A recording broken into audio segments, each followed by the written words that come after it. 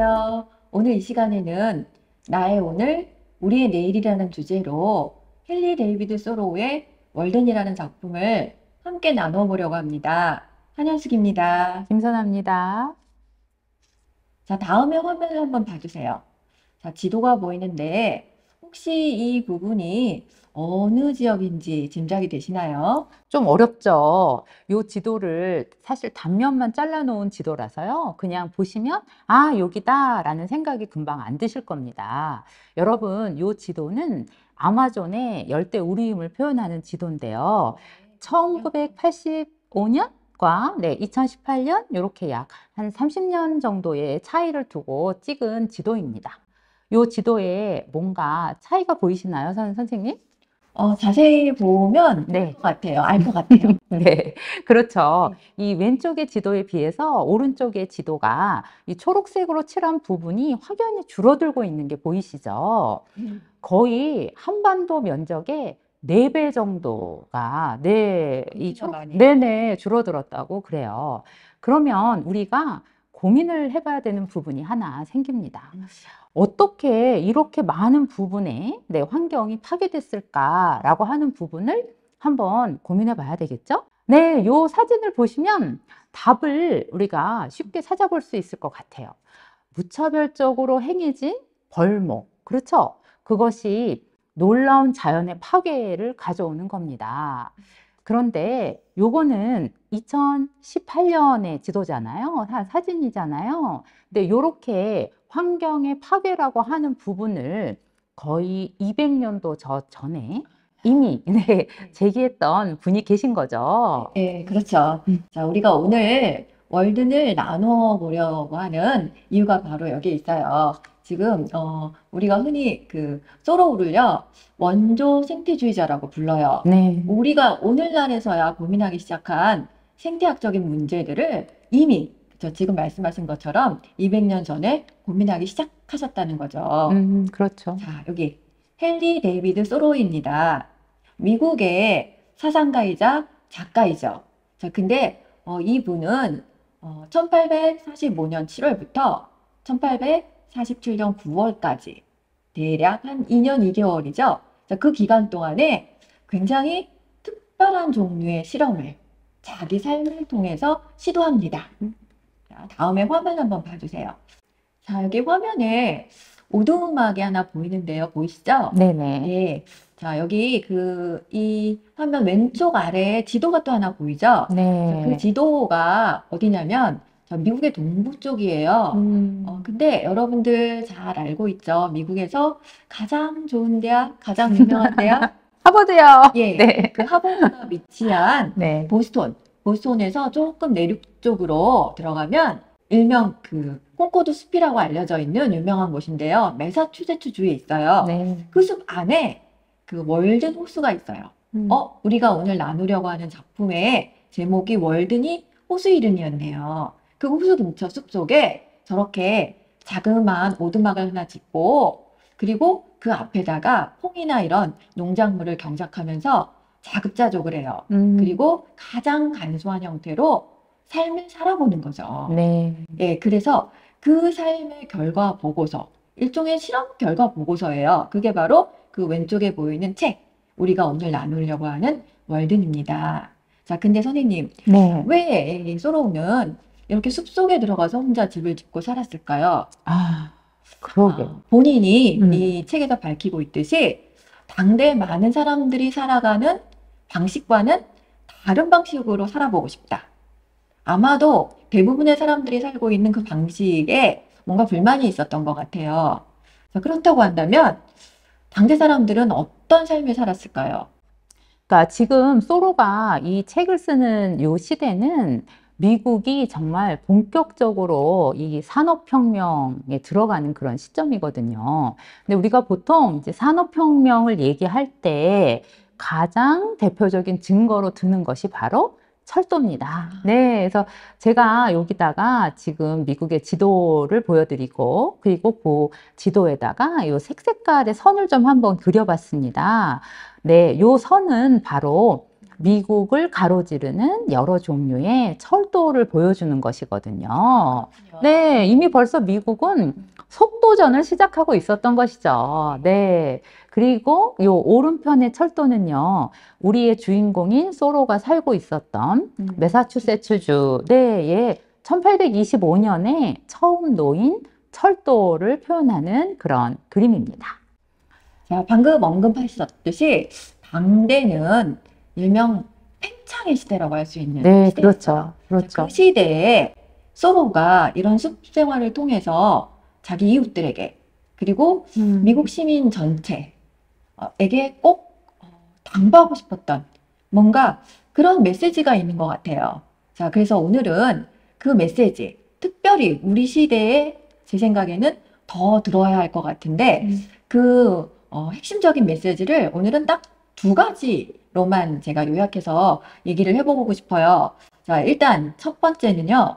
간소하게 살라라는 메시지입니다. 자, 우리의 삶은 사소한 일들로 흐지부지 헛되이 쓰여지고 있다. 간소하게 살라.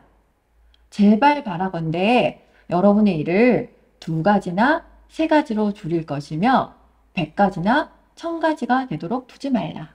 아, 선생님, 근데 이 간소하게 살라는 요청 동의하시나요?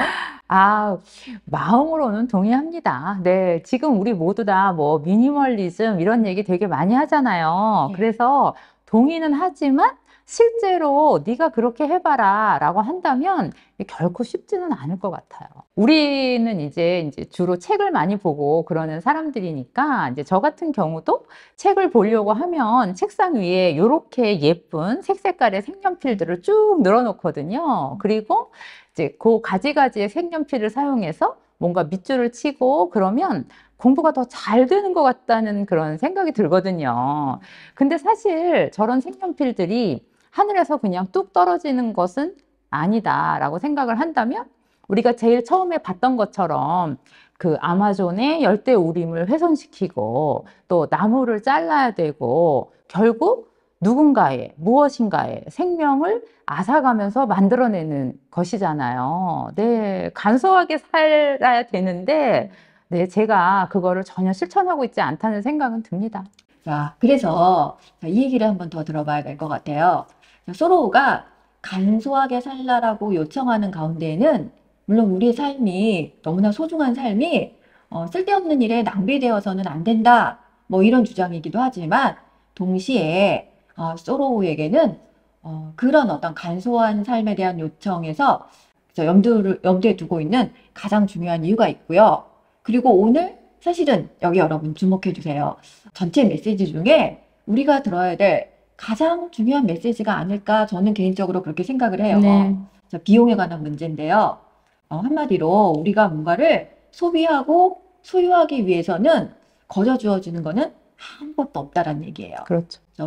비용이라는 것은 당장에 혹은 궁극적으로 사려는 그 물건과 맞바꿔야 할 생명의 양을 말하는 거다. 아, 자, 여기 생명의 양, 거기에 방점을 둬야 돼요. 제가 그래서 일부러 너무 중요하기 때문에 영어로 또 한번 가져왔어요. 여러분들 영어로 한번 보세요. 예, 코스트. 자, 코스트의 문제를 얘기하는 거잖아요. 코스트 오브 싱. 그러니까 어떤 거에 대한 비용이라고 하는 게 사실은 어마운트, 양이라고 했는데 뭐의 양이라고요? 소위 우리가 부르는 라이프. 생명을 지금 라이프라고 지금 다시 한번 제가 여러분에게 강조를 드리는 거예요. 우리가 흔히 그냥 쓰는 종이죠.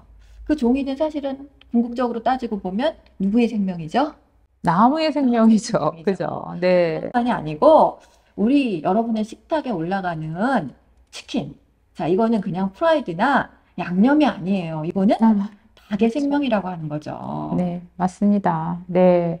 그런데 지금 이제 그렇게 말씀을 해주시니까 우리나라는 전 세계에서 육류의 소비량이 굉장히 높은 나라에 들어가요. 또 여러분, 치킨은 정말 온 국민의 사랑 아닙니까? 네. 근데 그 치킨이 우리의 입속에 들어가기 위해서 그 닭과 소가 어떻게 길러지는가 라는 문제를 한번 고민해 봐야 될 것 같습니다. 네. 지금 저 사진은 무엇을 보여주고 있냐면 닭과 소들이 편안한 환경에서 길러지는 것이 아니다라고 하는 것을 보여주고 있죠. 그러니까 두 개 다 저렇게 길러지는 방식을 우리가 네, 공장식 축산이라고 얘기합니다.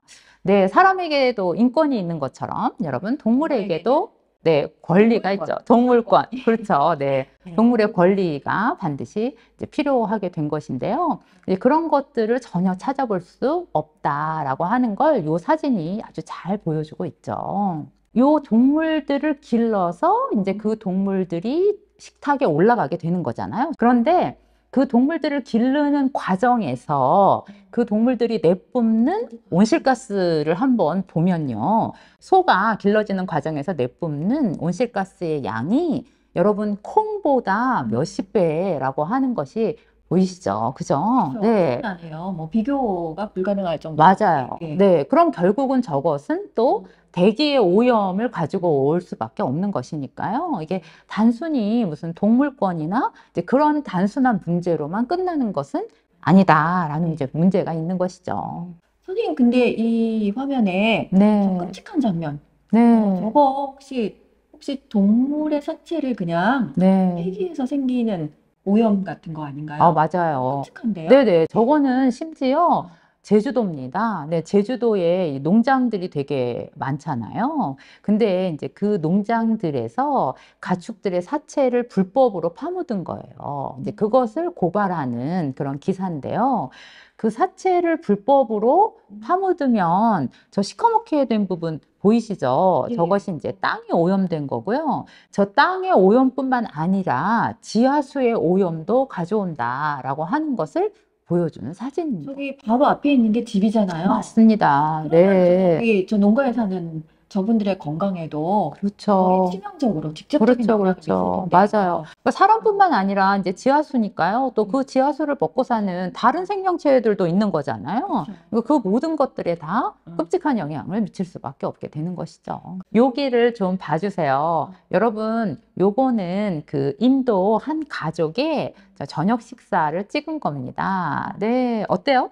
되게 화려하고 뭔가 맛있어 보이는데요. 예쁘죠? 알록달록하고. 네. 이 인도는 가장 대표적인 채식주의 식단을 잘 실천하는 나라라고 그래요. 그래서 우리도 지금 되게 많이 인도 커리집에 가서 잘 먹잖아요. 그쵸? 예. 그래서 저 사진은 우리도 한번 해볼 수 있는데 그런 느낌을 주지 않을까요? 네. 음. 에브리데이면 안 돼도 네, 일주일에 맞습니다. 한두 번은 네네. 가능할 것 같아요. 맞습니다. 사실 네. 결국은 우리가 좀 육류를 줄이는 방향으로 가야 되는 건 맞는 것 같아요. 네, 그렇죠. 자, 이제는 제가 아까 두 가지 메시지라고 했는데요. 두 번째 메시지예요. 서두름과 속도에 대한 문제 제기인데요. 자, 왜 우리들은 이렇게 쫓기듯이 인생을 낭비해가면서 살아야 하는가? 아까 선생님께서 미국의 발전을 이야기하시면서 기차를 이야기하셨어요. 네. 자, 그 기차로 대변되는 속도에 대한 문제 제기예요. 지금 우리 국가는 너무 서두르고 있다.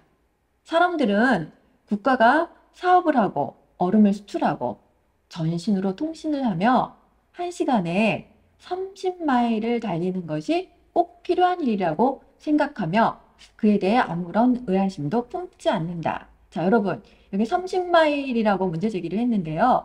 시속 30마일은 한 48km 정도밖에 안 돼요. 자, 오늘 우리도 서울에서 시속 50km, 60km로 제한된 것 같더라고요. 근데 그 정도 속도면 여러분들은 이게 이거 너무 느려, 답답해 이럴지도 몰라요. 맞아요. 그렇죠. 근데 이거는 당대 시대로 생각을 하셔야 돼요. 오늘날 여러분이 시속 300km로 달리는 KTX 그 속도만큼이나 아마 빠르게 체감되는 속도일 것 같아요. 그렇죠. 저 그 시대에는. 속도에 문제 그쵸. 제기를 하고 있는 거예요. 맞아요. 저 때는 그러니까 철도가 나오기 전까지는 사람들은 걷거나 아니면 말을 타거나 그쵸. 운하를 사용하기도 했겠네요. 근데 그렇지만 이제 기차가 나온 거예요. 맞아요. 그러니까 엄청난 이게 속도였죠. 속도감이 장난이 아닌 거죠. 그래서 제가 여러분들에게 그 기차가 어떻게 놓여졌는지를 한번 보여드리려고 그래요.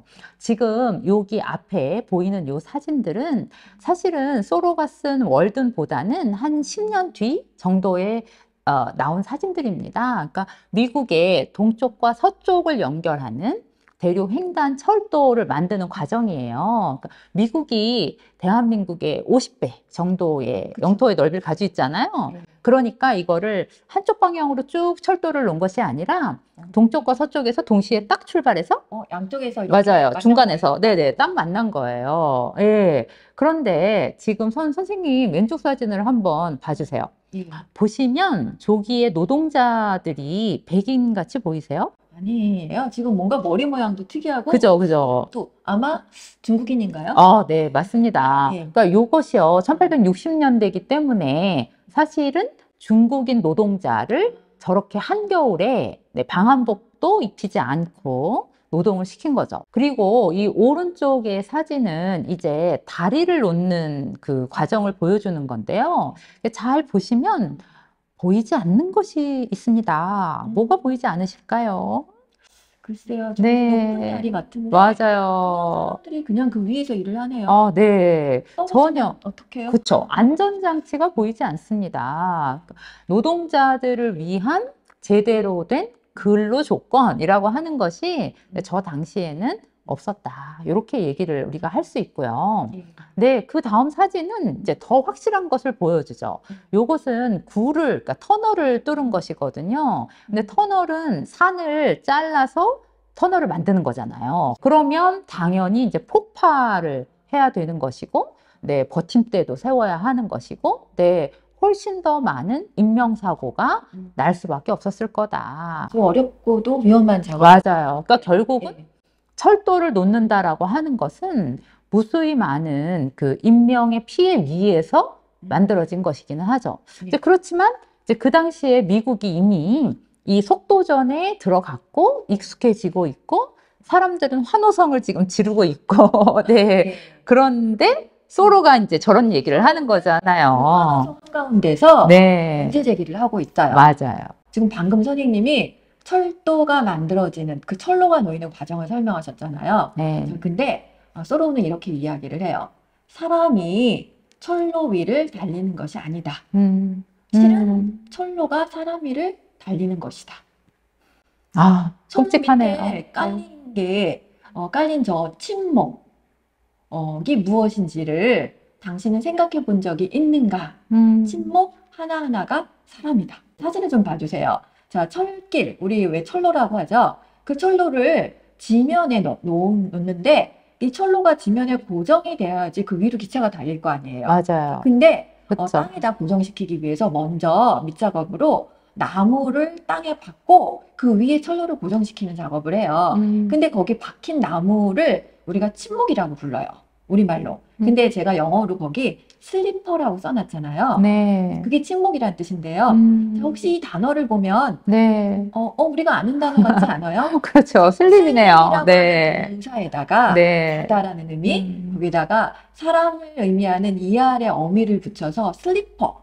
그럼 우리 잠자는 사람이 되는 거잖아요. 그러니까 잠자는 사람 슬리퍼와 침묵의 슬리퍼라는 단어가 같은 모양의 단어잖아요. 그렇죠. 여기에 착안해서 소로우가 말장난을 하고 있어요.